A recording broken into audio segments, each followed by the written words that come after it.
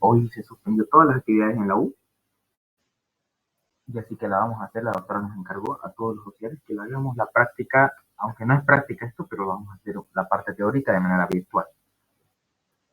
Ya luego la próxima semana, esto quiero que ustedes escuchen bien, la próxima semana, el día, a ver qué día, la próxima semana que viene, el día miércoles, vamos a avanzar el examen directo, el examen coproparasitológico, así se llama la práctica que vamos a hacer. ¿Listo? La siguiente semana, de esta semana a la siguiente. Vamos a avanzar ese tema. Muy bonito, muy interesante. Y luego de eso vamos a avanzar otra práctica. Entonces, puras de estas aquí, las que vienen después, son puras prácticas. Así que esta parte, esta clase de aquí es fundamental para que a la próxima práctica que tengamos, ustedes lo hagan bien. ¿Listo? Vamos a hacer por eso el examen coprológico y el examen coproparasitológico, que es distinto. ¿Ya? Uno evalúa otro evalúa otra cosa. Entonces, chicos, eso es lo que vamos a ver el día de hoy. ¿Listo? Rápidamente vamos a ver. Y voy a hablar también sobre las preguntas de examen más frecuentes que hace la doctora en la práctica. ¿Ya? Porque la doctora lo va a tomar el examen. Entonces yo les voy a decir cuáles son las preguntas más frecuentes que se suelen hacer y cuáles son los puntos más claves que ustedes tienen que tener para su examen. ¿Listo? Entonces vamos a avanzar eso y voy a tomar esta asistencia. Tal vez cuando termine el tema, ya vamos a ver cuándo se toma asistencia. ¿Listo? Bien. Entonces, vamos a avanzar este tema bien bonito que se llama examen coprológico primeramente. ¿Listo? Para esto quiero que ustedes tengan sus apuntes a mano. Cualquier duda que tengan ustedes, lo pregunten. Lo importante es que atiendan. Yo sé que a veces en la virtualidad no se puede atender, pero lo importante es que ustedes atiendan. ¿Listo? Y comprendan el tema. Es rapidito, sencillo, no es complejo. ¿Ya? Muy bien, entonces voy a empezar a compartir y lo que quiero a ustedes es que también participen. Sigan participando. ¿Ya? Participen porque ustedes saben, mientras uno más habla, yo sé que hay exámenes, mientras uno más habla, más se le queda. Y si se me entrecorta el internet, me avisan también porque creo que está un poco inestable. ¿Listo? Me avisan entonces todo eso, chicos, ¿ya? Vamos a ir iniciando. Me van a confirmar si se ve o no se ve la pantalla. Estoy empezando a compartir. ¿Se ve la pantalla? Sí, aún sí se ve. Muy bien.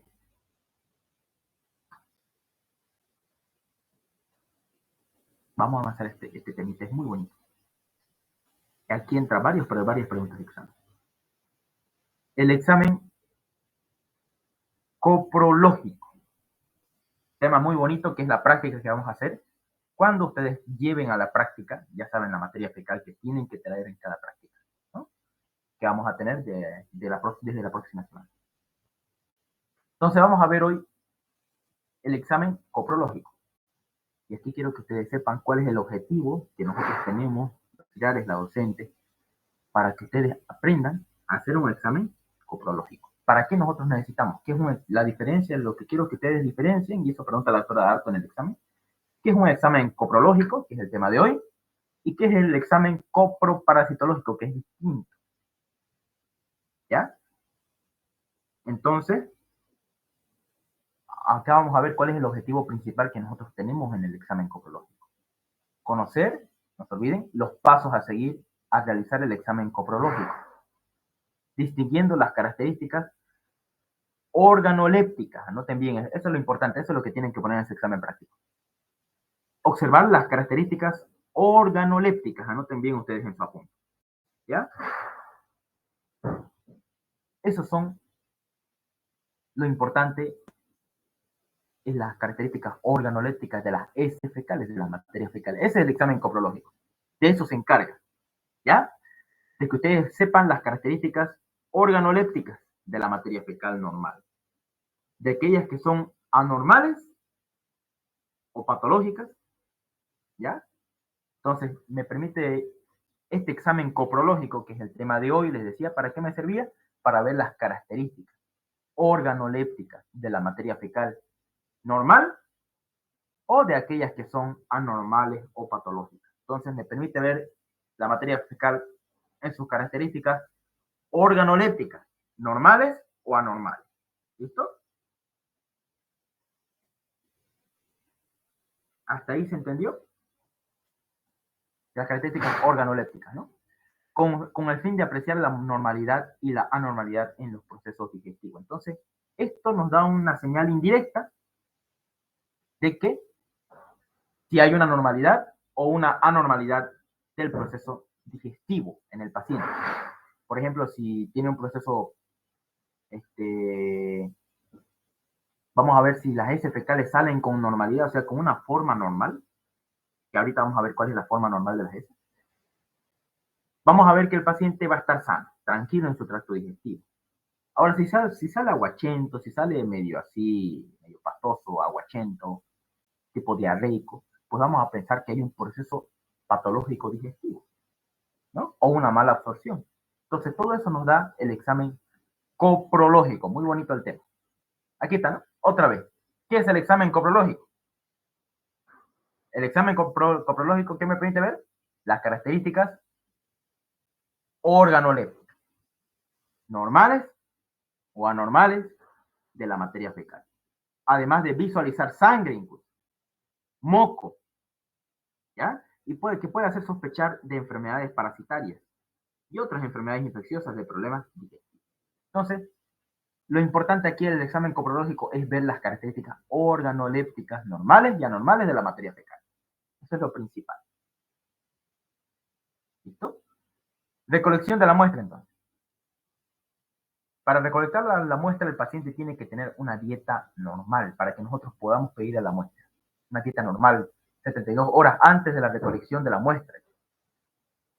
¿Ya? Que tenga ese alimento que el paciente consume, que contenga proteínas, que contenga carbohidratos, que contenga grasas, para poder apreciar la normalidad o la anormalidad del proceso digestivo. Entonces tiene que tener 3 cosas principales en la dieta de un paciente antes de pedirle la recolección de la muestra fecal. Hay que pedirle que el paciente esté comiendo buenas proteínas, que esté comiendo carbohidratos, que esté comiendo grasa. Esos 3 son los pilares fundamentales para la alimentación y la dieta en mi paciente. ¿Listo? Anótenlo bien. Proteínas, carbohidratos y grasa. Deben ser ingeridos a voluntad y a horarios habituales. Recolectar mínimo 50 gramos de heces y enviar al laboratorio sin preservante. Entonces, aquí en el examen coprológico, ¿cuántos gramos de heces necesitamos? 50 gramos de heces fecal. En caso de presión en el vientre, prolongar una dieta más nunca usar laxante. Entonces, siempre nosotros cuando queramos recolectar la heces fecal en mi paciente, tiene que estar el paciente en una dieta normal. ¿Qué tiene que contener la dieta del paciente? Proteínas, carbohidratos y grasas. Tiene que contener grasas buenas, no grasas malas, ¿no? Ahí está, ¿no? Mira la carne, aquí está el salmón, la carne de pollo, la pechuga de pollo, los frutos secos. Entonces, todo eso tiene que tener mi paciente en su dieta. ¿Y cuánto tiene que recolectar? 50 gramos de ese como mínimo. Eso pregunta la doctora en el examen. 50 gramos como mínimo y que el paciente está teniendo una dieta rica en proteínas, carbohidratos y grasas, y también que no use laxante, porque el laxante va a alterar el resultado de la muestra. ¿Listo? Recolección de la muestra, seguimos. Las heces recolectadas en recipientes en boca ancha, ya saben en cuál se puede recolectar las heces fecales, ¿no? Recipiente en boca ancha, recipientes especiales con una cucharita en el centro, recipientes de vidrio y papel parafinado. Pregunta exacta, ¿ya? Olviden. No tiene que ser estéril, simplemente tiene que ser limpio. El lugar donde vamos a recolectar, por ejemplo, está aquí. Estos envases boca ancha con tapa en rosca. Normalmente tiene que ser limpio y seco. No tiene que ser estéril, tiene que ser limpio y seco. No hay problema, por eso incluso en papel se puede, digo, en un cartón parafinado, ¿no? Se puede llevar la muestra. Enviar rápidamente la muestra al laboratorio. Examinar dentro de la hora de recolección. Dar prioridad a las heces fecales líquidas. En el laboratorio, los bioquímicos tienen que hacer prioridad a las heces fecales líquidas porque puede contener ¿qué cosa? ¿Qué forma parasitaria tienen normalmente las Las heces así diarreicas, ¿qué forma parasitaria tienen? Tienen quistes o trofozoitos, los protozoarios. ¿Cuál? Mayormente.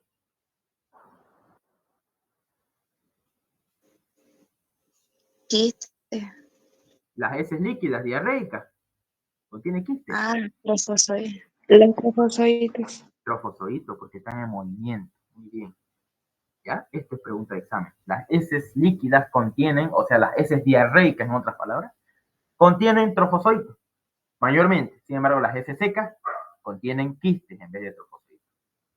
Y también en el laboratorio tenemos que hacer nosotros en cuenta que tenemos que priorizar las heces líquidas que se está llevando aquí en esta recolección de acá, en este frasco plástico boca ancha, ahí. Si es diarreico, ese mismo rato tenemos que llevarlo y el bioquímico lo va a evaluar principalmente, le va a dar prioridad.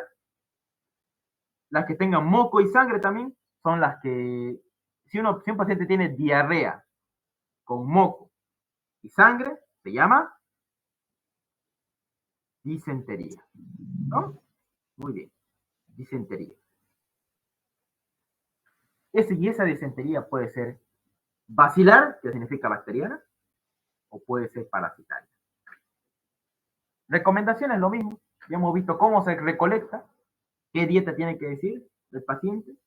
Siempre no se olviden que las heces fecales no se tienen que contaminar con orina o con agua o con cualquier otro elemento externo que contamine. Bueno, ya está contaminada la heces fecal, pero que se contamine más y que se mezcle. No hay que mezclarlo con orina ni con agua. ¿Listo? Aquí está. No dejar nunca las muestras expuestas al aire sin recipiente. O sea, tiene que estar con un recipiente boca ancha, de plástico preferentemente, y que sean rosca. Esas mezcladas con orina no son adecuadas para una buena observación, eso es lo importante. ¿Ya? La muestra debe considerarse de alto riesgo. Esta bandeja o papel ubicado a un lado detrás del microscopio. Ya. Entonces les decía, ¿cuál es la dieta recomendada? Esto me acuerdo que una vez a mí me preguntaron, en el examen práctico. Me preguntaron esto. Las dietas recomendadas, esta es pura memoria, pues no, miren. Esto es nutrición, ¿no? La dieta recomendada durante 3 días antes de la recolección. O sea, antes, lo ideal es que el paciente, antes de la recolección de muestras, 3 días antes tiene que estar comiendo bien, con una buena cantidad de carbohidratos, ¿no? Tiene que tener proteínas y tiene que contener, ¿qué más? Grasas, ¿no? Carbohidratos, grasas y proteínas. Una dieta equilibrada con esos 3 es ideal para que haya una buena recolección de muestras, ¿ya? En el almuerzo y la cena tiene que haber carne de vaca, papa, leche, manteca, y aquí están sus concentraciones, sus cantidades. Esto aquí, si les pregunta, es más memoria, esto, ¿ya? 150 gramos de vaca, papa 125, leche 50, manteca 20 al gusto. Esto es memoria, si es que les preguntan en su examen. ¿Listo? Desayuno y merienda, dice leche, avena, café, chocolate, pan tostado. Si es que les pregunta esto es memoria. Todo lo tienen que rellenar. La dieta ideal de un paciente 3 días antes de recolectar su materia fecal, antes de hacer el estudio coprológico. Pregunta de examen, no se olvide. Recolección de la deposición, dice, al 4.º día, ¿no? Porque no se olviden que 3 días antes tiene que el paciente, perdón, tiene que estar 3 días antes con una dieta equilibrada. Y al 4.º día le tenemos que recoger la deposición. Frasco de plástico boca ancha y una cantidad de ¿cuántos gramos de ese tiene que haber? En recolectada, chicos, ¿cuántos gramos de ese fecal? 50. 50 gramos, eso les va a preguntar la doctora. Y se le recolecta al 4.º día. ¿Ya? Siempre, pero tiene que tener, lo ideal sería que 3 días antes de la recolección esté teniendo una buena dieta. A veces en el hospital no se hace eso. A veces, ¿no? Hasta aquí alguna pregunta, chicos, porque ya vamos a entrar en materia, que es el examen coproparasitológico y sus variables. Esto aquí es preguntarse a examen, desde aquí para adelante. ¿Alguna pregunta hasta acá?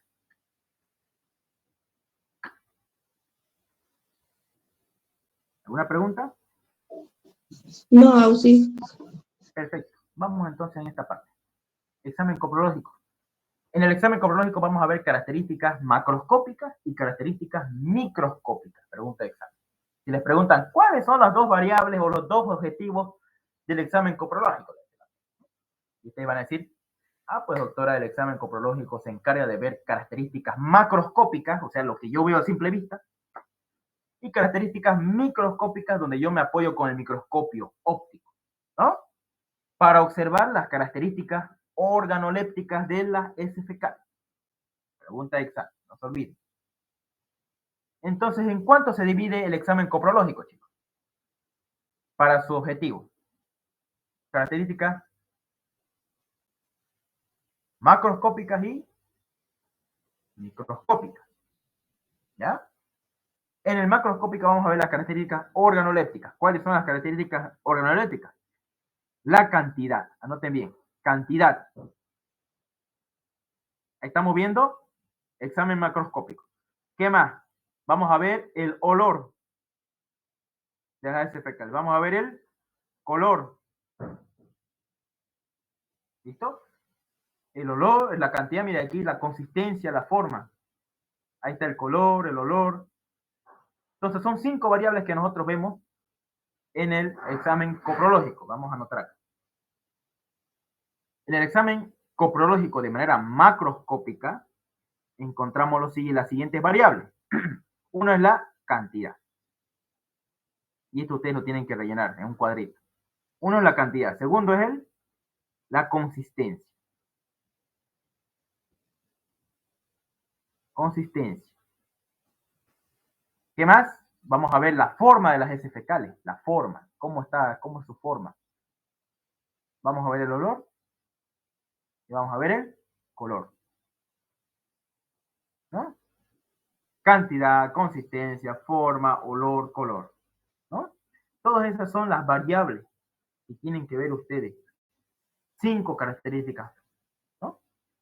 1, 2, 3, 4, 5. Pregunta de examen. Olor, color, cantidad, consistencia, forma. Pregunta de examen, chicos. No se olviden. Características macroscópicas del examen coprológico. ¿Ya? La cantidad, vamos a ver. Es de acuerdo a la dieta. Si les preguntan en su examen, ¿de qué depende la cantidad de las heces fecales en el examen coprológico? Depende de la dieta, nada más. Depende de la dieta del paciente. La dieta corriente, por ejemplo, 100 a 250 gramos por día de heces, puede haber. Dieta vegetariana, 370 gramos de heces, un poco más, ¿no? Porque uno se alimenta más de verdura. Alimentación solamente en carne, 0,60 gramos días de heces fecal, aquí está, ¿no? Suficiencia pancreática, hay hartos gramos de gramos de heces fecales, ¿no? Entonces, la dieta, aquí en la cantidad, vamos a ver la cantidad de heces fecales que hay en una muestra, en un examen coprológico. La cantidad de heces fecales. La consistencia, chicos. La consistencia. Y para eso, en la consistencia, vamos a ver que las heces fecales normalmente son de 4 tipos. Blandas, pastosas, diarreicas y duras. Pregunta de examen. En la consistencia yo veo 4 variables. Que si son blandas, son pastosas, son diarreicas o son duras. ¿Cuál de estas acá, de estas 4 es la ideal, chicos? A ver ustedes según su criterio. ¿Cuál de estos 2 tipos es lo ideal? ¿Cuál de estos 4? Pastosas. Blandas. Pastosas y blandas, muy bien. Estas 2 son las ideales que ustedes tienen que el paciente tiene que tener ya en su consistencia de las heces fecales. No diarreicas, ni duras, porque duras ya me hace reflejar que hay un problema a nivel del tracto gastrointestinal, ¿no? Entonces, las heces duras, es porque las heces fecales se están quedando mucho tiempo en el tracto gastrointestinal, eso significa estreñimiento, ¿no? Muy bien, entonces, ¿por qué se puede estreñir mi paciente? Ya ustedes tienen que buscar alguna causa patológica, alguna enfermedad, ¿no? Y las diarreicas, las heces pueden ser líquida, mucosa, mucosanguinolenta, esto ya es de disentería o sanguinolenta. Hay veces que las heces fecales solamente son sanguinolentas y leves. Y eso me hace pensar en un CA de colon. ¿Qué es un CA de colon, chicos? CA de colon. Así le pueden preguntar en su examen. CA, cáncer de colon. Eso es CA de colon. ¿Listo? No se olviden. Entonces, cuatro variables en la consistencia de las heces fecales. Heces blandas, pastosas, que son los ideales, y luego vienen las duras y las diarreicas. Las diarreicas se pueden ser líquidas, mucosa, mucosanguinolenta y sanguinolenta. Pregunta examen. Ya hemos visto la consistencia, vamos viendo la forma. Y esto le pregunta a la doctora. Para ver la forma de las heces fecales, ¿qué escala usamos? Usamos la escala de Bristol. Pregunta de examen, no se olviden. La forma para ver la forma de las heces fecales, chicos, usamos la escala de Bristol. La escala de Bristol es una escala que nos permite ver la forma de las heces fecales. Ya sea aquí, miren, en trocitos así, como ven aquí en esta escala, en varios trocitos así separados, el paciente le cuesta empujar estos trocitos así de heces fecales, pequeñitos, de uno en pucho va saliendo. Y le cuesta y está pujando el paciente, tiene pujo y tenesmo. ¿En qué podemos pensar ahí? En un estreñimiento, ¿no? En un estreñimiento, en un fecaloma. Podemos pensar también en varias alteraciones a nivel, en un CA de colon, puede producir este tipo de heces fecales. Como una salchicha compuesta de varios fragmentos, también puede ser así, igual en las etapas iniciales del estreñimiento. Con forma de morcilla, mire, o con grietas superficiales, este es el ideal de la heces fecales.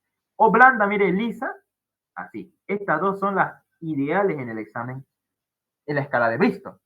Luego las otras que vienen pastosas con borde definido, esto ya es iniciando la diarrea, ya con diarrea, y esto acuosa la disentería, ¿no? Entonces, este de aquí, de la disentería, rápidamente viene la diarrea, sale. Eso es cuando el paciente, pónganse a pensar bien esta parte ustedes, ¿tiene una buena o no tiene una buena absorción de los nutrientes, chicos? ¿Qué dicen ustedes cuando tiene diarrea? ¿Tiene buena absorción? No, no tiene. Muy bien. Y eso se llama, ¿qué se llama eso? Cuando tiene deficiencia de la absorción de los nutrientes. Déficit de absorción nutricional, DNA, DAN, ¿no? O deficiencia de absorción intestinal. Así también se llama.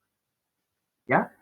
Y eso en mi paciente hay varias causas que pueden hacer que las heces estén así, de esta cantidad. O pueden estar marcadas con unas manchitas de heces fecales de grasa. Y se va a llamar la diarrea con grasa, ¿cómo se llama? Esteatorreica. Estatorrea, muy bien. Y una esteatorrea, ¿qué me puede hacer pensar? Me puede hacer pensar en una causa parasitaria, me puede pensar en un síndrome de mala absorción, en otras palabras. ¿Para qué decir parasitaria? Directamente síndrome de mala absorción intestinal. ¿Cómo está el paciente? Está con esteatorrea. Pregunta de examen, no se olvide. La esteatorrea no solamente lo puede causar los parásitos, también sino las enfermedades, por ejemplo, la enfermedad de Crohn, la enfermedad de colitis ulcerosa, varias enfermedades que pueden producir también heces esteatorreicas. ¿Listo? Entonces, ¿cómo yo veo un paciente con síndrome de mala absorción? Veo que su abdomen está hinchado.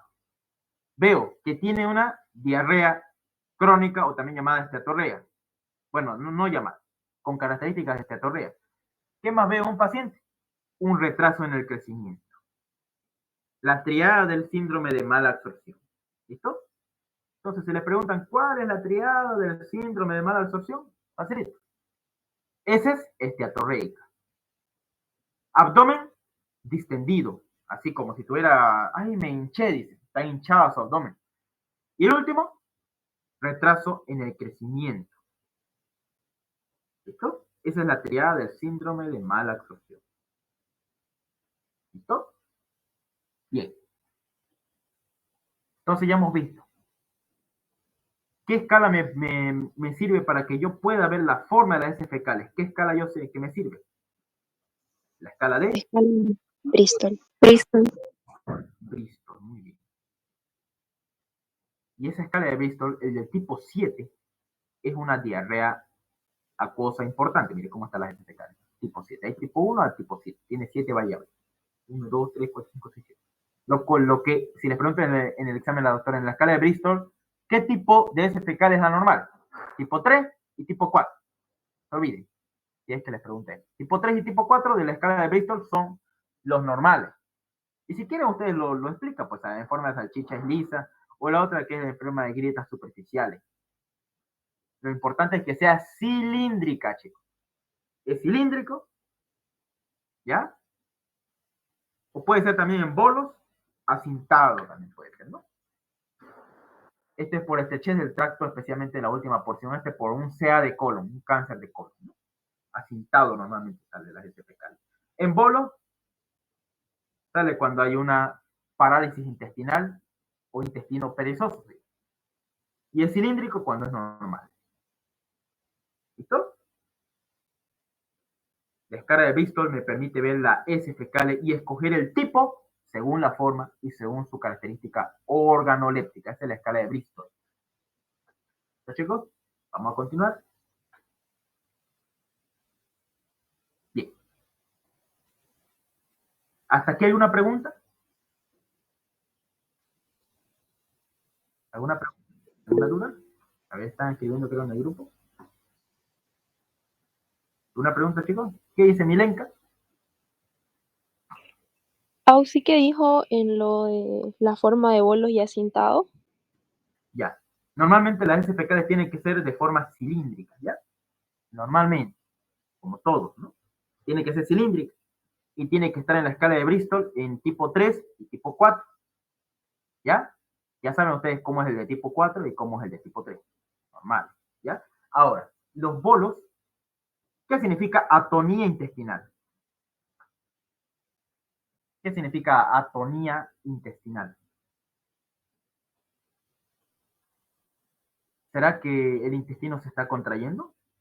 ¿Cómo se llaman los movimientos que hay en el intestino y en el colon? ¿Cómo se llaman esos movimientos de contracción? Peristáltico. Eso. ¿Será que hay peristalsis en estos pacientes con atonía intestinal? ¿Será que habrá peristaltismo? Si dice atonía, no hay, No. muy bien, no hay tono intestinal, entonces el paciente va a pujar y al estar pujando, como no hay movilidad, no hay funcionamiento del intestino, las heces fecales van a salir así como acá arriba, en bolos. También se llama síndrome del intestino perezoso. No sé si han escuchado. Síndrome del intestino perezoso. Atonite, te puede ser también en intestino perezoso, el mismo. Puede ser también en parálisis intestinal. Entonces, hay varias causas que hacen que el intestino no se mueva. Por ejemplo, de causas genéticas también puede haber, ¿no? Yo conozco, por ejemplo, las pacientes, algunas compañeras que tengo, en la U incluso, que me dicen que van 3 veces a la semana al baño. Y yo, guay, digo, 3 veces a la semana va al baño. Grave, ¿no? Y dicen que toda su familia es así. O sea, ¿puede ser algo genético? Sí. ¿No? ¿Puede haber causas genéticas? Sí. Pero también a veces eso es grave. Por ejemplo, ¿en qué pacientes tienen atonía intestinal? Frecuente en nuestro medio. ¿Qué enfermedad produce atonía intestinal? ¿Qué enfermedad produce engrosamiento del intestino? ¿Qué enfermedad hace que haya un megacolon? Chagas. El Chagas, ¿no? El Chagas también produce atonía intestinal. Entonces, ¿cómo van a ser las heces fecales de mi paciente? En bolos. No va a ser cilíndrico, va a ser en bolos, porque está pujando el paciente. ¿Ya? Chagas de causas genéticas, ¿qué más? Otras causas patológicas, etcétera, etcétera, como el síndrome del intestino perezoso, varias causas entonces, ¿no? Pueden producir atonía intestinal. Después de una cirugía, por ejemplo, chicos, después de una cirugía, se operó el abdomen, ¿será que el paciente va a tener va a poder hacer ese fecales ese mismo rato tras que le terminen de operar? No, pues, porque le ponen anestesia. Y esa anestesia produce atonía de los intestinos. ¿Ya? Entonces, postquirúrgico también pacientes después de operarse, también les pasa esto, atonía intestinal. ¿Y cómo son sus fecales? En bolo, o están sumamente estreñidos. Acintado. El acintado, así como una cintilla, se debe a o sea, son aplanaditas las heces fecales, son aplanadas. Estrechez del tracto digestivo, específicamente en su última porción. ¿Cuál es la última porción del intestino, chicos? Vamos, es el recto, ¿no? El recto y el colon sigmoide. Si hay una obstrucción ahí, las heces fecales salen acintadas. Puede ser un cáncer de colon, un fecaloma, ¿listo? Entonces, en todas esas patologías, esas enfermedades puede ser las heces acintadas, en bolos o cilíndricos. ¿Listo? ¿Entendió? ¿No le entendiste? ¿O no le entendiste? Gracias, Lau, sí, sí, lo entendí. Perfecto. ¿Ya? Si tienen dudas, no se olviden. La forma general, cilíndrico en bolos acintados. Y según la escala de Bristol, hay 7 formas, ¿no? Según Texas. Color. Normalmente, ¿cómo son las heces fecales? ¿Cómo es su color? Es normal, es marrón. Marrón. Y ahí, mira, arribita está la mosca que le voltea y le está dando un besito, ¿no? Mira, ahí está. Corazón. Entonces, normalmente las heces fecales son marrones o parduzcas. ¿Ya? ¿A qué se debe ese color marrón de las heces fecales? Pregunta de examen. ¿A qué se debe el color de estas heces fecales? ¿A qué se debe? A la estercobilina. Anoten bien, chicos. ¿Qué es la estercobilina? La estercobilina, la estercobilina tiñe las heces fecales de color marrón, así como también los jugos pancreáticos. Ahora sí, chicos, yo les pregunto, ¿quién produce la bilis en nuestro cuerpo? El hígado. El hígado. Esa bilis pasa por el conducto hepático común, pasa por el colédoco y llega a la segunda porción del duodeno. ¿Ya? Llega a la segunda porción del duodeno. A la segunda porción se mezcla ¿con quién? Con alquimo, que son todos los alimentos que vinieron desde el estómago y pasan al duodeno. Y de ahí, voy a dejar de compartir un momento, y de ahí los sales biliares y el contenido de la vesícula biliar, la bilis, tiñe las heces fecales. Las tiñe de color marrón, parduzca. ¿Ya? Entonces, si les preguntan a ustedes en bioquímica, ya sea con la autoridad algo, no sé, con otra docente, la estercobilina de la preguntar. ¿De dónde viene? De las heces fecales. Digo, de la bilis. Viene la bilis, la bilis que hay en el hígado, se va al duodeno, se va a las heces fecales, las tiñe. ¿Listo? Bien. Voy a volverlo a explicar. Bien, chicos. Entonces, voy a volver otra vez a compartir. Entonces, ¿a qué se debe el color de las heces fecales? Se debe Estercobilina. a la estercobilina, ¿no? Ahí está, nos están viendo la pantalla, ¿no? ¿Lo ven, chicos? ¿Me confirman, por favor? Sí. Muy bien. A la estercobilina, entonces. ¿Listo? Así por eso se ve este colorcito, las heces fecales. Ahí viene bien, bien bonito, color marrón, pardo. ¿Ya? Normalmente. ¿Por qué? Miren aquí, ¿no? El hígado, ¿qué les dije que producía? El hígado produce la bilis. ¿Dónde se almacena la bilis? En la vesícula biliar. Ahí está la vesícula biliar, y aquí está el conducto cístico, y aquí está el conducto hepático común. Anatomía. El conducto cístico junto con el hepático común se unen y forman el conducto Colédoco. colédoco. Muy bien. Ese conducto Miren, voy a quitar esto.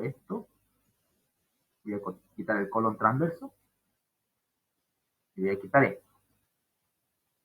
Ahí está, miren, el conducto colédoco. Pasa por detrás, se une con el páncreas, gracias al conducto pancreático común, y llega aquí a la segunda porción del duodeno, a la ampolla de váter. Y el alimento que está aquí en el estómago pasa por el duodeno y se mezcla con la bilis y el jugo pancreático. Justamente en donde, en la segunda porción del duodeno, se mezcla el contenido del estómago que ustedes han comido, no sé, un full churrasco, por ejemplo, una sodita, una coquita. Han comido todo eso, pasó a la segunda porción y el colédoco se mezcla con el contenido intestinal y así se mezcla y produce ese color marrón parduzco de las heces fecales. ¿Gracias a qué? A las sales biliares y al jugo pancreático. Principalmente a las sales biliares y ácidos biliares. Marrón parduzco. Gracias a la estercobilina, en otras palabras, ¿no? Que produce, que son las sales biliares y ácidos biliares. ¿Se entendió hasta ahí, no? Viene después el color rojo. El color rojo. Grave este color, chicos. ¿Qué pasa si las heces fecales son rojo? Normalmente es normal que las heces fecales sean rojas cuando hay un compuesto alimentario que lo tiñe. Por ejemplo, la remolacha, que a muchos de ustedes les gusta o no les gusta. La remolacha es un alimento que contiene pigmento rojo y eso tiñe las heces fecales. La zanahoria, ¿ya? La zanahoria también de color rojo. No, bueno, es naranjado, pero cuando se come mucha zanahoria, tiñe las heces fecales de ligeramente color castaño, no rojo. Y medicamentos como la rifampicina. ¿Para qué se usaba la rifampicina, chicos? ¿Para qué se usa la rifampicina? Para el tratamiento de la tuberculosis. Entonces, la rifampicina le va a decir a ustedes a su paciente, si usted toma rifampicina, sus heces fecales van a salir rojas. Por algo se llama rifampicina, rojo. Ri. Muy bien. Y acá hay otras de color negro. Digo, antes de irme ahí. Y otra causa puede ser una hemorragia digestiva baja. Pregunta de examen. Hemorragia digestiva baja. ¿Cómo van a estar las heces fecales? Sanguinolentas. Y cuando hay una hemorragia en el tracto gastrointestinal alto, las heces son negras. O se llama, otro nombrecito que le dicen a las heces de color negro, chicos, se llama melena. ¿No? Y normalmente las heces fecales, en el recién nacido, cuando un bebé nace recién, ¿cómo se llama la primera caquita que bota el recién nacido, chicos? Vamos. Meconio. Muy bien. El meconio del recién nacido, tras que nace el bebé, la primera caquita que hace el bebé al nacer, se llama meconio. Y ese meconio es de color negro, ligeramente claro, negro, ligeramente así medio café, pero es más negro. ¿Y qué me quiere decir cuando el recién nacido, un bebé recién que nace, tiene su primera caquita? ¿Qué me quiere decir el meconio? Tras que lo hace, significa la maduración intestinal que tiene el recién nacido. Entonces, ¿qué significa el meconio? Maduración intestinal que tiene el recién nacido. Si no hay meconio, hay que preocuparse. ¿Ya? Y también puede ser en enfermedades como hemorragia digestiva alta. Vámonos entonces aquí, chicos. A ver, chicos, ¿quién se acuerda? ¿Quién me divide? Anatomía, a ver, ¿quién me divide el tracto digestivo alto del tracto digestivo bajo? Bien, chicos. ¿Quién me divide?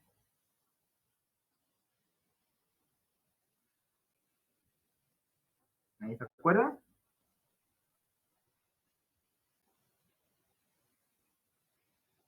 Bien.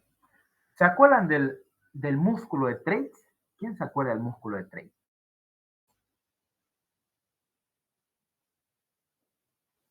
¿Alguien se acuerda del músculo de Treitz? ¿O el ligamento de Treitz? Anatomía. Vamos, chicos. ¿Nadie se acuerda del ligamento de Treitz? Bien. Mire, chicos. O ligamento suspensorio del duodeno. De aquí, mire. En anatomía, mire. Ligamento suspensorio del duodeno o ligamento de Treitz. Que se une al retroperitoneo. El ligamento de Treitz, chicos, ¿dónde se inserta? Se inserta aquí. Aquí. ¿En qué porción del duodeno, chicos? ¿Cuántas porciones tiene el duodeno? Primera, segunda, tercera ahí. ¿La última cuál es? La cuarta porción, o porción ascendente del duodeno.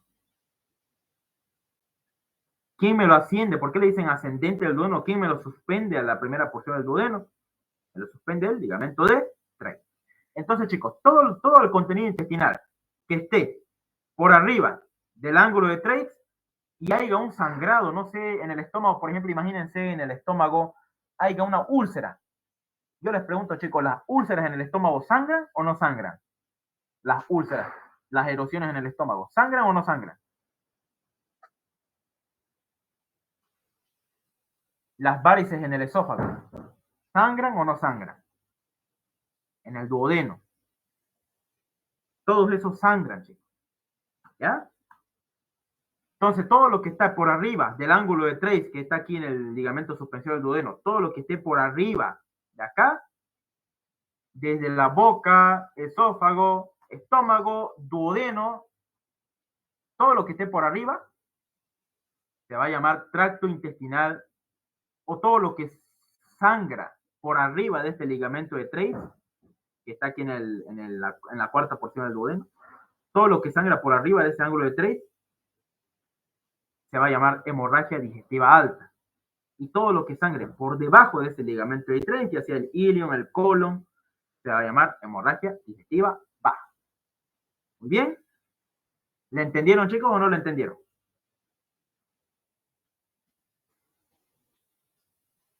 Sí. Muy bien.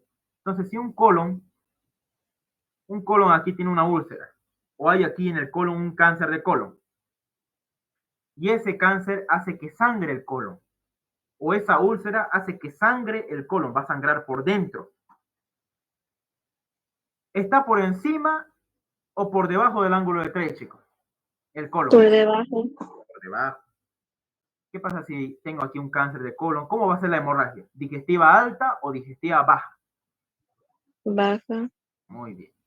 ¿Cómo va a ser el color de las heces fecales? ¿Va a ser roja o va a ser negra? Roja. Muy bien. Sencillo, ¿no?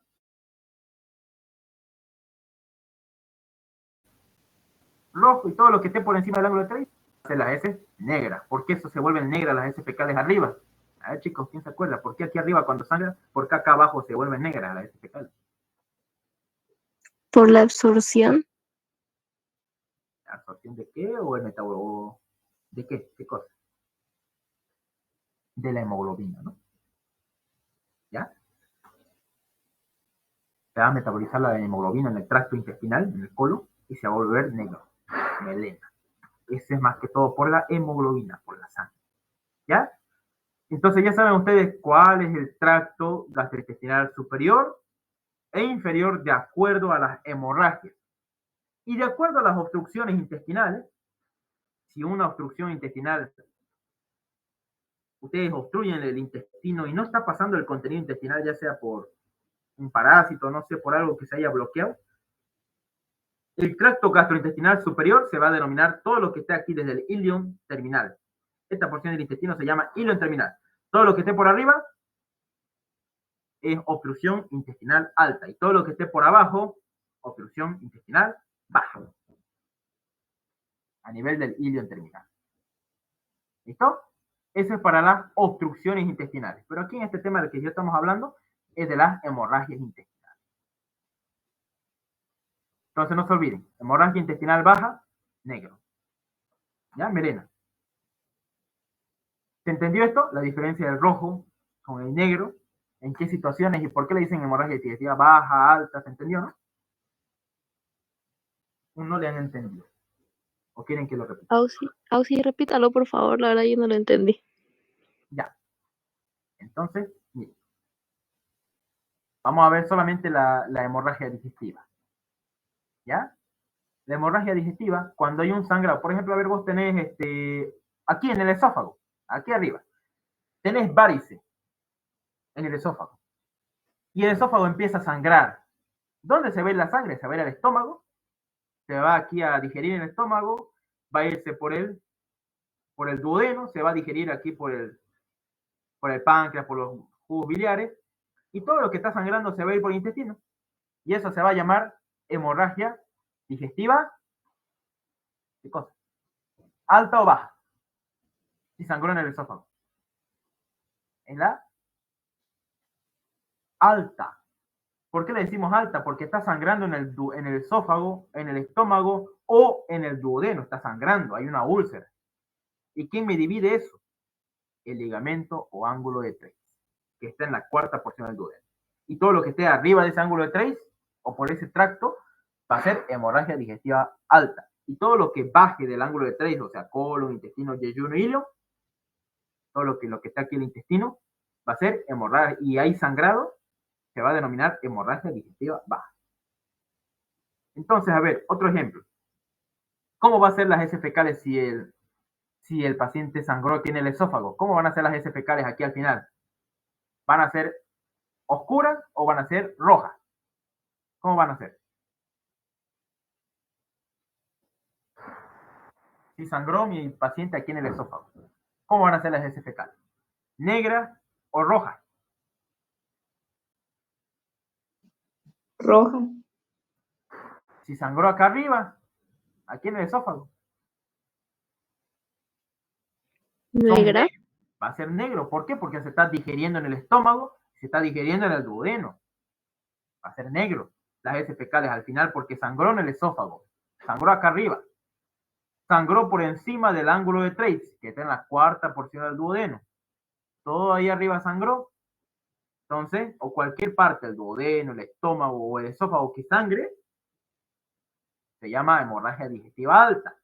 Y todo lo que está por debajo del ángulo de Treis, del ligamento de Treis, todo intestino, yeyuno, ilion y colon, se va a llamar hemorragia digestiva baja. Otro ejemplo. Si mi colon sangra, ¿ya? El colon sangra por un cáncer de colon. ¿Cómo van a ser las heces fecales al salir del colon en el recto? ¿Cómo van a ser? ¿Van a ser negras o van a ser rojas? Rojas. A eso, rojas van a. ¿Por qué? Porque está por debajo del ángulo de Treis, entonces roja. ¿Ya? Porque está por debajo del ángulo de Treis, roja. Y si estuviera la hemorragia aquí encima, si hay una hemorragia o un sangrado en el estómago por una gastritis, un cáncer de estómago, no sé, los pacientes sangran en el estómago. Y esa sangre se va a mezclar con el ácido clorhídrico y con el páncreas, entonces, con los jugos pancreáticos. Entonces, ¿qué hemorragia va a ser? ¿Digestiva alta o baja?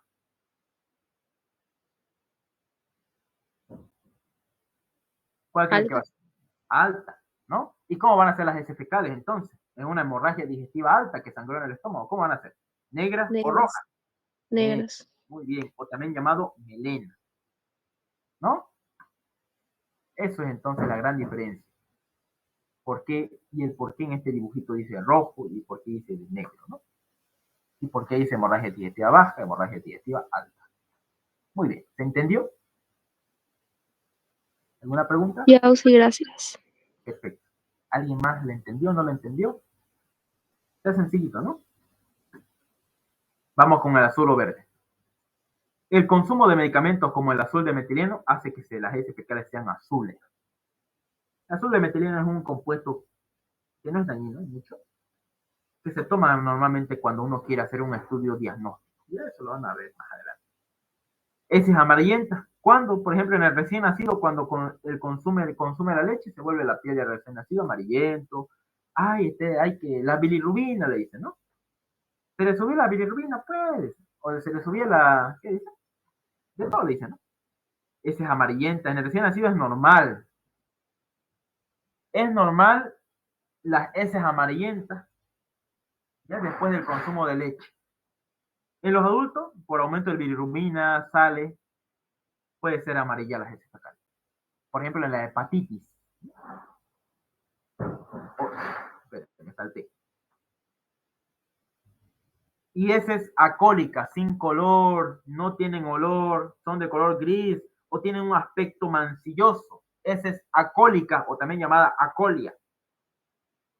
Cuando son blancas las heces fecales, ¿quién los tenía que teñir, chicos? ¿Quién los tenía que teñir aquí a las heces fecales blancas? ¿La estercovirina? Bilín.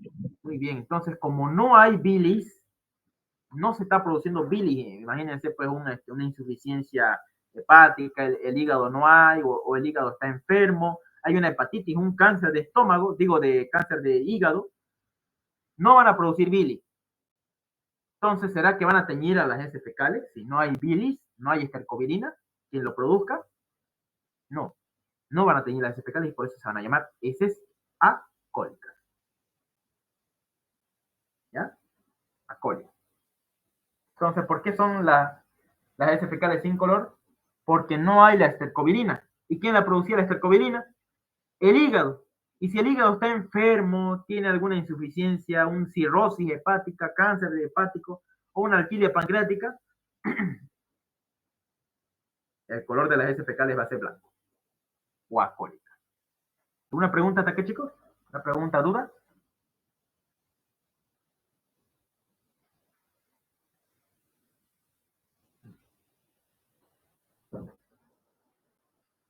¿Alguna pregunta? Hace una pregunta. En el recién nacido, dijo que las heces fecales son amarillentas. ¿Hasta qué mes o a partir de qué momento cambia eso? Pues ya eso pasa cuando si el paciente sigue el bebé recién nacido, normalmente es que es amarillo. Vos vas a ver siempre su pañal. Yo veía a mi sobrino, siempre su pañal amarillo, amarillo, amarillo, amarillo, amarillo, siempre, ¿no? Porque él tomaba solamente leche. Pero cuando él cambia su dieta, recién empieza a tener un color, o cuando haya más maduración del hígado, ya va madurando y va produciendo que las heces sean más teñidas. Eso aproximadamente a los 1 año de vida. ¿Listo? Gracias, José. Perfecto. Es normal. ¿Ya? ¿Alguna pregunta, chicos, chicas? ¿Una pregunta, alguna duda? Sí. Y hemos visto 4 variables. ¿Cuáles eran las 4 variables que vimos? Era la cantidad. ¿Qué más? Consistencia, forma y color. Muy bien. ¿Y quién valoraba la forma de las heces? ¿Quién lo valoraba? ¿Quién lo valoraba? La escala de Bristol. Eso, la escala de Bristol. Esa pregunta de examen. ¿Ya? Ahora vamos a ver el quinto, que es el olor en las características macroscópicas. El olor, esta es pregunta de examen. ¿Cómo es el olor normal de las heces fecales? Sui generis, doctora. Ah, ya está bien. Váyase nomás a ver. ¿No? Por productos aromáticos originados en el intestino, resultado de la fermentación. Por eso ustedes van a ver que hay bacterias, cuando ustedes están estudiando bacterias, hay bacterias fermentadoras y no fermentadoras, ¿no? Una de esas ahí, la fermentación, por ejemplo, por las bacterias fermentadoras, van a producir el característico olor de las heces fecales, sui generis. Fermentación, no se olviden que es putrefacción también. Oh. Poco olor.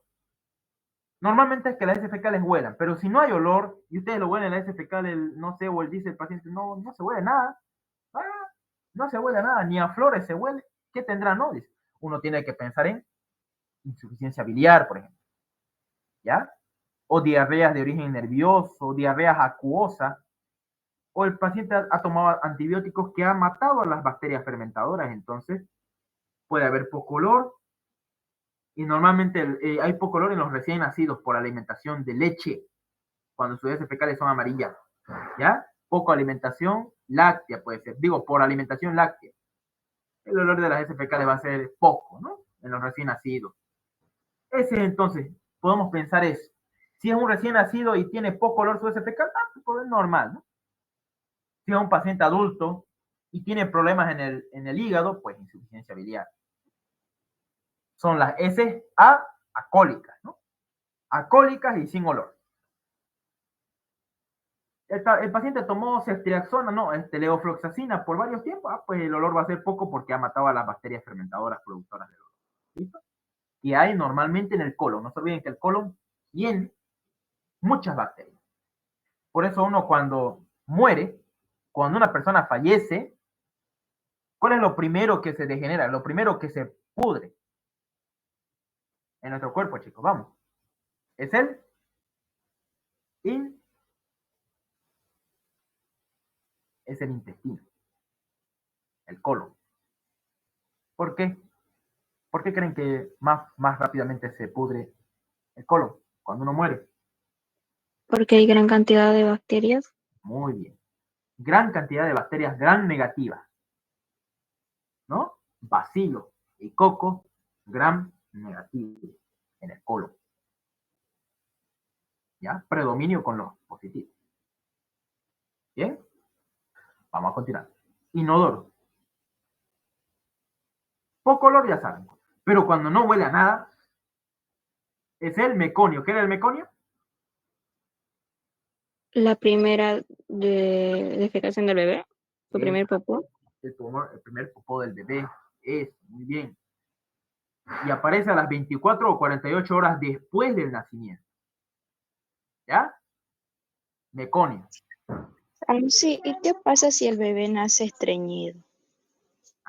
Y ahí cuando nace estreñido o no hace nada, pucha, una semana y no hace nada, hay que pensar en enfermedad de Hirschsprung, ¿no? Van a escuchar eso en patología. Enfermedad de Hirschsprung es cuando el bebé nace sin el plexo mientérico de Auerbach. Este ya es otro tema, ¿no?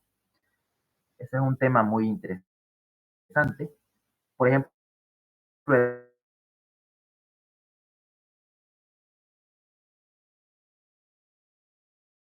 el plexo se encarga de que no haya el plexo mientérico, no va a haber peritrantismo y por ende el colon no se va a mover y por ende el recién nacido nace estreñido. Ahí hay una causa. O puede ser por chas congénito, otras causas. Hay varias causas. ¿Listo? Lo importante es que el bebé tenga su meconio a las 24 o 48 horas después de nacimiento. Normalmente, ¿no? Incluso algunos hasta la semana.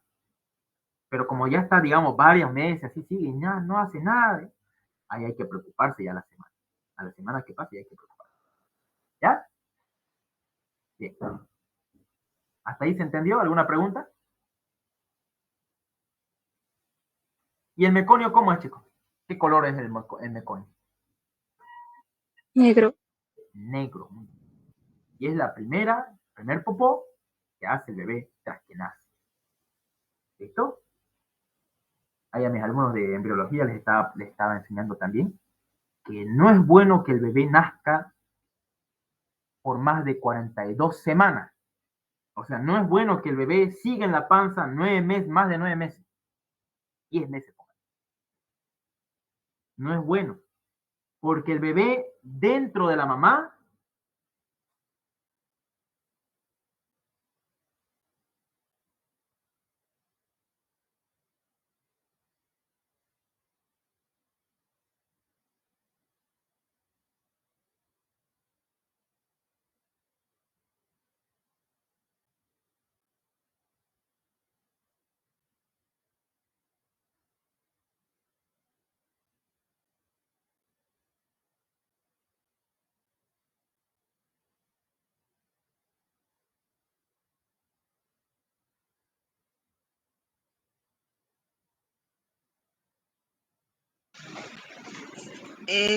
¿Se cortó? ¿Cómo? Sí, se cortó.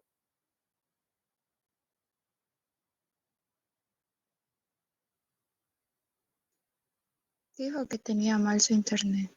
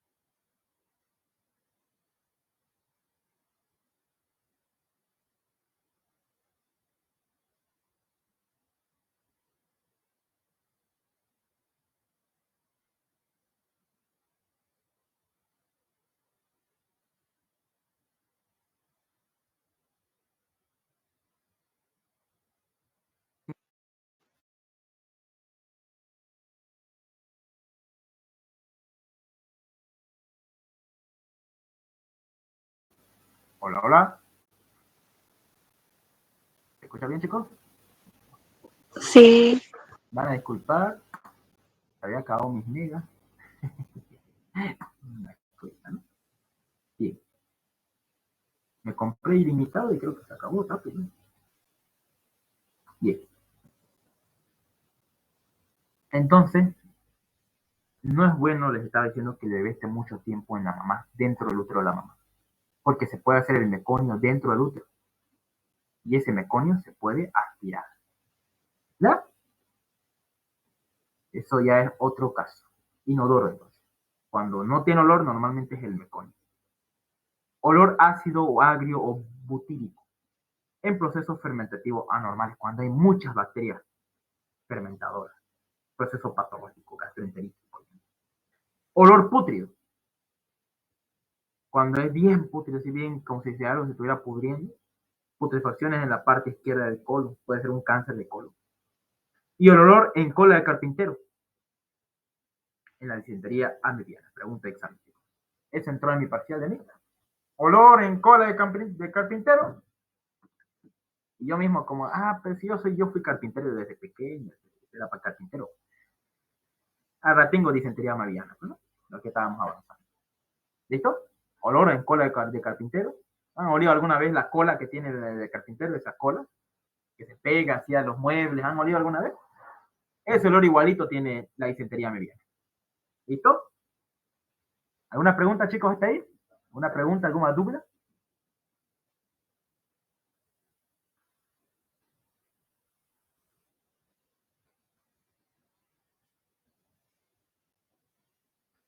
¿Alguna pregunta, chicos? ¿O sí puede dar un ejemplo de el olor ácido, agrio o butírico? Cuando hay, es en la gastroenteritis, por ejemplo, cuando hay mucho infiltrado de bacterias gram negativas, fermentadoras. Ahí es cuando es bien agrio, o sea, en vez de que sea pútrido, como algo, una carne pudriéndose, es más, hay un olor más fuerte de su género. Ya es ácido, es agrio, o sea, el mismo vamos igual te pica la nariz, ¿no? Al olerlo, agrio ácido. Por eso le dicen olor ácido, porque te pican las fosas nasales, ¿no? Bien. ¿Alguna pregunta más? ¿La entendiste bien?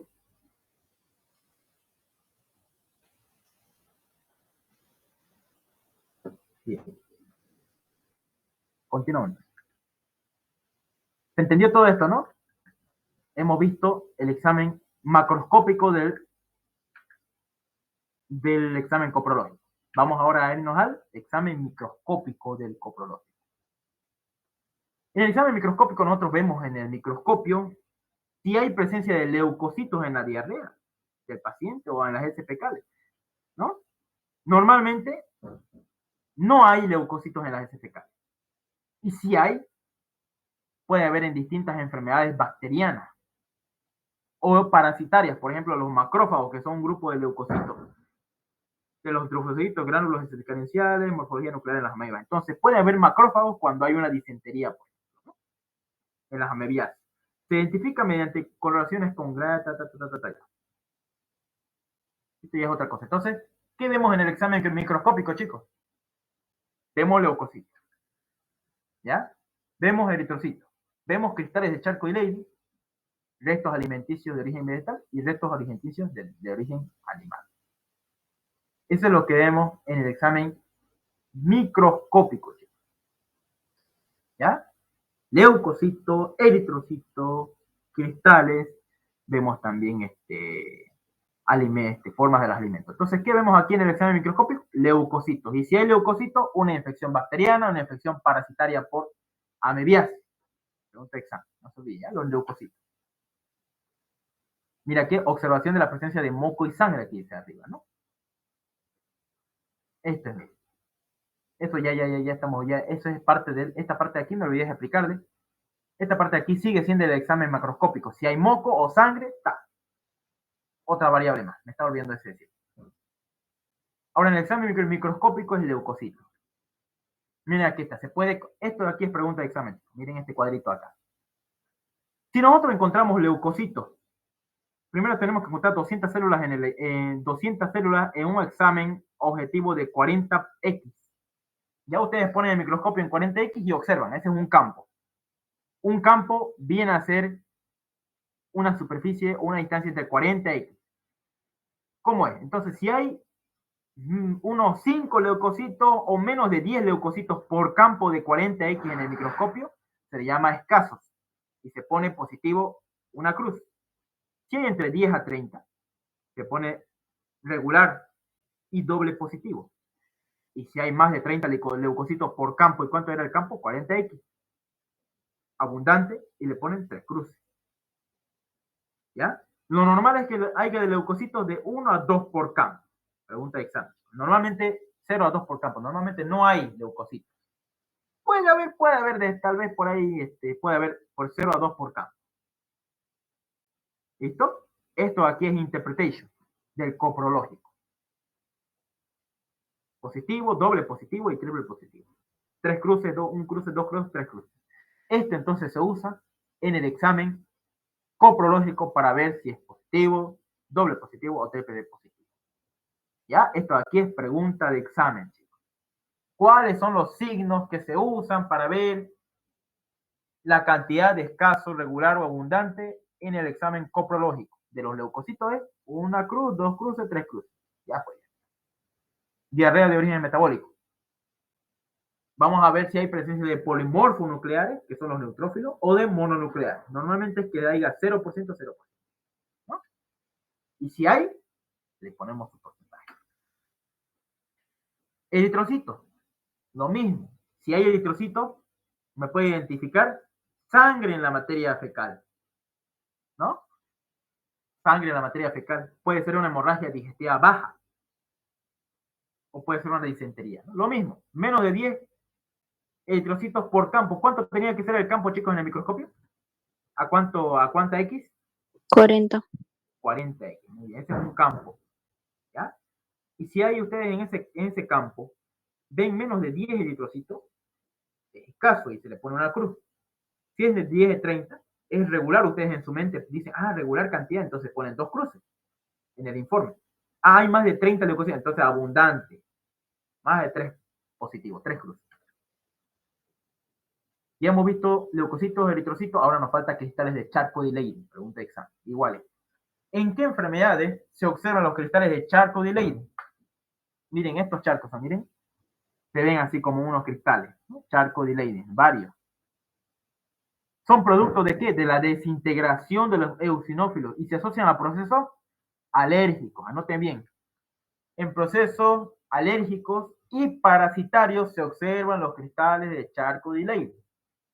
En este caso, los helmintos y las isosporas. Entonces, estos cristales, chicos, ¿se observan en dónde? En los procesos alérgicos y parasitarios. En las heces fecales se observa, en el examen microscópico. ¿Cómo se llama? Inespecífico. Restos alimenticios de origen vegetal. Entonces, los restos alimenticios de origen vegetal es del punto 4. Podemos ver almidón, por ejemplo, este es el almidón. Tiene esa coloración media rojiza, parduzca. Con lugol, cuando se tiñe con lugol, hemos visto con lugol hija se tiñe. Cuando son digeridos, es de color rojo, como están viendo acá. Cuando son no digeridos, son de color violeta. Y ya lo vamos a ver. También se ven fibras vegetales en las heces fecales. Así como esta es una fibra vegetal, miren, en espiral, ¿no? Varios huequitos tiene. Resto de alimentos de origen, igual gotitas de grasa, se puede observar también cuando en las heces esteatorreicas, chicos, anoten bien. En las heces esteatorreicas, yo encuentro gotas de grasas en el examen coprológico microscópico, ¿ya? Transparente. Fibras musculares puede haber también. Tal vez yo me comí ayer un churrasco. Y ahí se va a ver una porción de un churrasco, ¿no? Porque tiene estriaciones transversales, fibras musculares. Son rectangulares y tienen estrías transversales. Pregunta de examen. Y esto aquí se puede confundir con un parásito. Y lo mismo las gotitas de grasa. Siempre está presente de manera normal la flora bacteriana. Seguimos en el examen microscópico. Ya hemos visto esto de aquí, sus variables, que se encuentra en cada uno, leucocitos. Ahora vamos a ver aquí. El pH. Puede ser alcalino en las infecciones bacterianas, ácido en las infecciones virales. Anoten bien, esto es pregunta de examen. ¿Cuánto es el pH normalmente de las heces fecales? 5.5 a 7.5. Es ácido, ¿no? Normal cuando hay diarrea, pero cuando no hay diarrea. Pero cuando hay diarrea es más ácido todavía. ¿Ya? Azúcares reductores, esto no lo aprendí. Y sangre, esto. Pregunta de examen, chicos. ¿Han escuchado de ustedes de la sangre oculta en heces fecal? ¿Han escuchado ustedes? Sangre oculta en heces fecal. ¿Han escuchado? ¿Sangre oculta en heces? No. Ya, no, si no, nunca han escuchado, chicos, los pacientes con cáncer de colon, normalmente sus heces fecales son normales al inicio. Y nosotros para diagnosticar más antes, precozmente el examen el cáncer de colon, nosotros hacemos este test que se llama EMA-test, que evalúa la presencia de sangre oculta en la heces fecal. Y esa sangre oculta en la heces fecal me obliga, si es positivo, me obliga a que yo haga una colonoscopía para ver si mi paciente está iniciando con cáncer o no está iniciando con cáncer de colon. Para eso sirve el examen de EMA-test, para encontrar sangre oculta en heces fecales en pacientes con cáncer de colon precoz. ¿Listo? Nada más, para eso sirve. Y hay videitos sobre el tema, ¿no? ¿Alguna pregunta, chicos, hasta acá? ¿Alguna duda? ¿Alguna pregunta?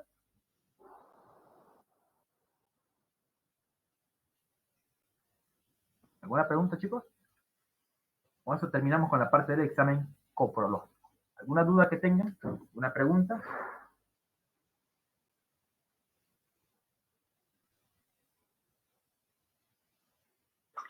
Hace una pregunta, ¿cuánto es lo normal de los eritrocitos? Porque si es escaso,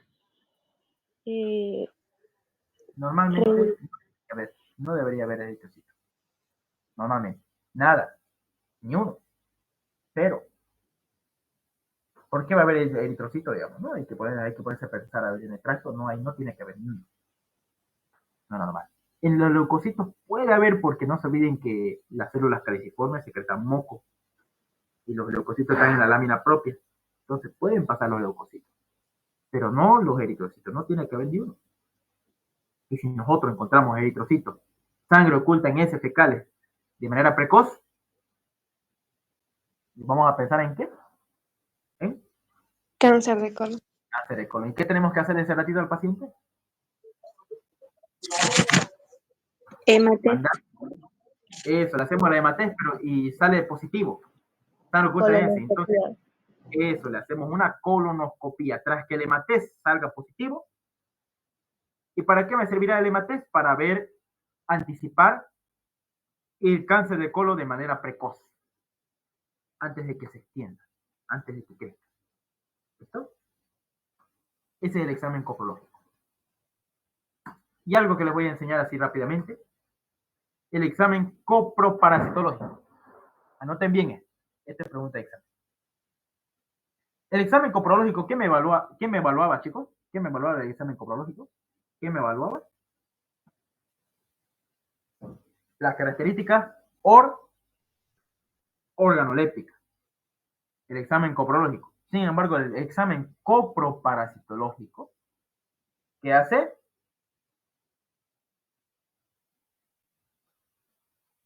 ¿Qué cosa? ¿Qué hace? Esto es lo que hace. Es el método más seguro para la observación de las heces fecales de manera microscópica para buscar trofozoitos, quistes, larvas y huevos de los parásitos. Entonces, el examen coproparasitológico, chicos, se diferencia del coprológico, porque el examen coproparasitológico de acá se encarga de ver directamente al parásito. Sin embargo, el coprológico se ve la forma de las heces fecales de manera microscópica, o su contenido de manera microscópica y macroscópica. El examen coproparasitológico es meramente microscópico y te permite ver directamente al parásito, ya sea su forma parasitaria, trofozoito, quiste, larva o huevos de los parásitos, usando dos soluciones principales: solución fisiológica y solución Lugol-Hija. Pregunta de examen. ¿Qué soluciones usamos en el examen coproparasitológico? ¿Qué soluciones? Solución fisiológica. Solución, Lugol, hija. Y así lo hacemos. ¿Sí? Lo mismo, ¿no? Lo mismo que se utiliza en el examen coproparasitológico, que vamos a hacer esta práctica que viene la próxima semana. Y ustedes tienen que traer una muestra. Vamos a usar un portaobjeto, cubreobjeto, aplicadoras de madera, lápiz, solución fisiológica y solución Lugol, hija. Bueno, ahí, solución Lugol, hija. Mejor no lo pongo porque después el Lugol madre se vuelve Lugol hija ese ratito. Así que sirve. Y así mire ese procedimiento. Todo esto lo vamos a hacer en la práctica que viene. ¿Ya? Examen coprológico. Mira, ahí se ve, ¿no? Examen coprológico. Esto aquí no es un parásito, por si acaso, son fibras vegetales. Esto es almidón, ¿no? Entonces lo vamos a ver en la práctica.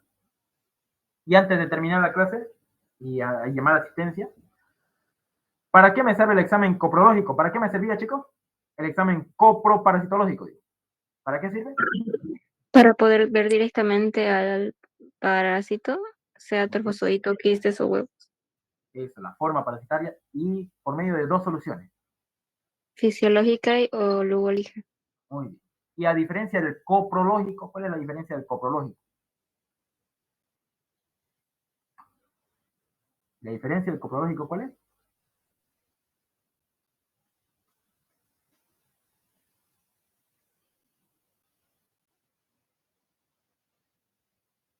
A ver. Ahora sí. ¿Cuál es la diferencia del coprológico? Permite ver las características organolépticas. De las heces fecales, ¿no? Muy bien. ¿Cuáles son entonces las ventajas? Sabemos que hay un examen coproparasitológico simple y seriado. El simple se toma una sola muestra. El seriado se hace 3 muestras. ¿Y cuál es la ventaja? Aumenta el 25% del número de casos positivos en relación con el examen simple, altamente recomendable en la búsqueda de protozoarios de entamoeba histolítica y Giardia lambia. En ello 2 se hace examen coproparasitológico seriado. Ahí está, ¿no? Al primer día, al segundo y al tercer día. Examen coproparasitológico seriado. Aumenta el 25%, pregunta examen, para los casos positivos de Giardia y entamoeba. Y listo. Así de sencillito es el tema. 2 temas en uno. Lo vamos a ver la próxima práctica. Entonces, el próximo miércoles, lo vamos a ver esa práctica. ¿Alguna pregunta que tengan?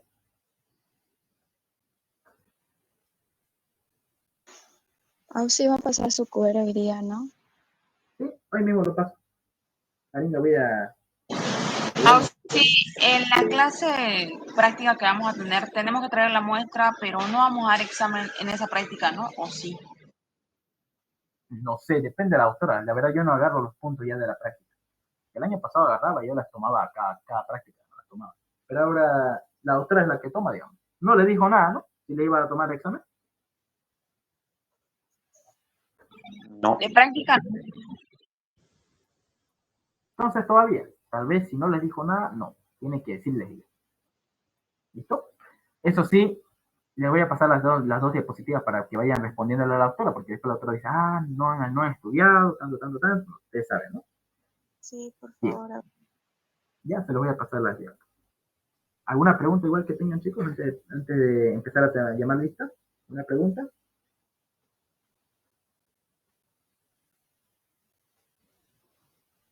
Bien. Vamos entonces a atender a la lista. Arias, Ana Paula. Presente, Auxi. Perfecto, Anita, gracias. Arancilla Quispe.